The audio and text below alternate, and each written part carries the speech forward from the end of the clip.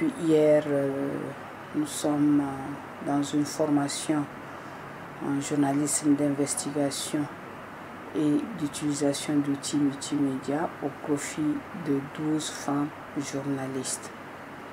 Cette activité entre dans le cadre de la mise en place d'un pôle d'excellence en journalisme d'investigation. Pourquoi du journalisme d'investigation? Parce que nous nous sommes dit qu'il faut aller au-delà du quotidien, au-delà du reportage classique, au-delà de la couverture médiatique, pour que nous, en tant que journalistes, nous puissions contribuer à l'essor d'un journalisme professionnel.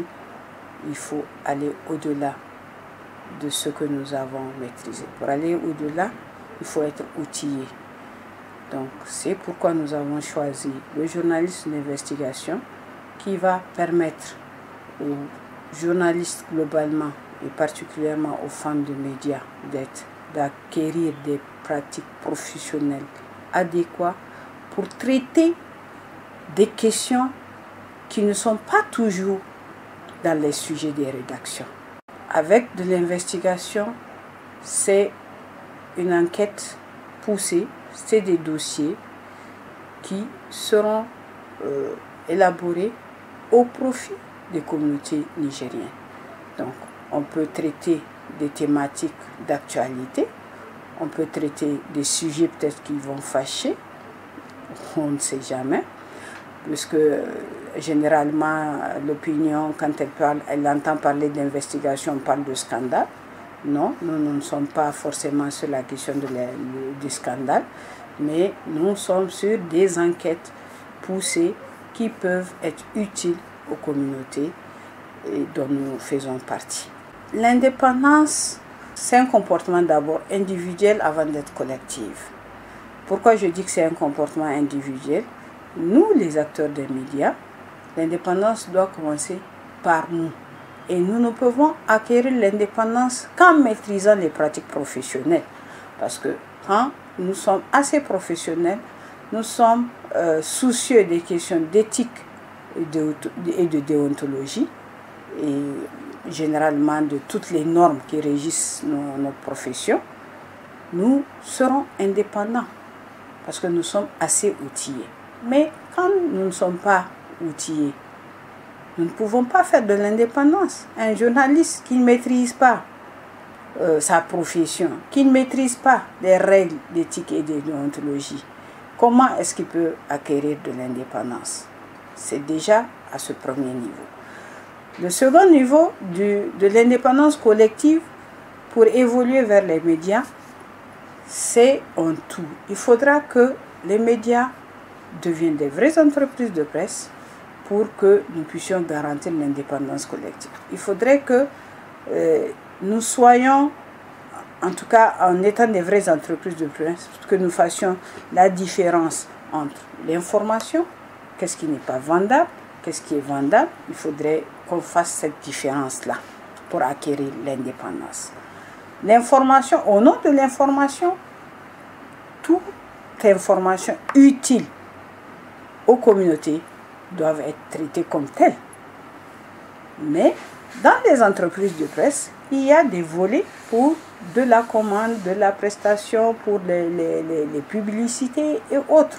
Tout est régi. Donc, il faut suivre juste ces règles pour pour faire vraiment une information indépendante. Une fois de plus, je reviens sur la question du professionnalisme en tant qu'acteur.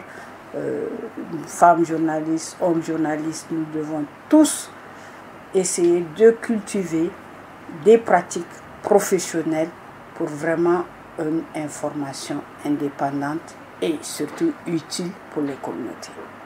La formation va durer 6 jours. Elle sera suivie par une campagne de production de 2 mois. Chaque participante aura à produire 2 dossiers d'investigation. Donc à la fin du projet, nous aurons 24 dossiers qui seront produits et publiés surtout sur le site de APAC et sur les médias dont proviennent ces participantes. Nous avons Sur les 12 participants, nous avons 2 participantes qui sont venues des régions, une participante d'Agadez, du groupe Aïr Info, et une participante de Maradi, qui provient du groupe Amfani de Maradi. Donc nous avons, les 10 sont de Niamey, et les 12 ont postulé par appel à candidature, pour vous dire que le degré d'intérêt, l'intérêt des professionnels pour ces questions-là, elle s'augmente de jour en jour. Avant, même si on fait des formations, des ateliers, on trouve 2, 3, 4 personnes qui sont là. Mais maintenant, nous, à PAC, nous avons jugé utile de passer par des appels à candidature pour faire nos formations.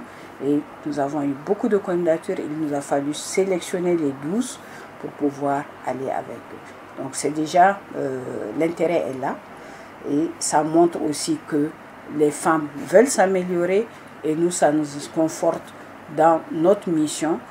À travers cette mission, nous avons 2 axes de travail. Un axe d'amélioration des conditions de travail de nos propres membres, qui sont les femmes journalistes, et un deuxième axe de travail d'appui conseil aux organisations féminines, aux femmes leaders, et globalement et en général. Dans le cadre de la constitution des dossiers de candidature, nous avons fait signer une lettre d'engagement de ces patrons de presse, de ces responsables d'organes, pour accepter de diffuser en avance les dossiers qui seront produits.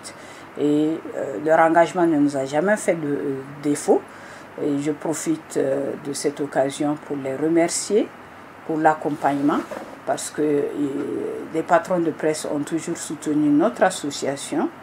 Nous avons toujours été médiatisés gratuitement, je le précise. Tous les médias nous diffusent gratuitement aujourd'hui, et c'est déjà un soutien inestimable. Et pour le cadre de figure de ce projet, ils acceptent de publier les dossiers qui seront produits.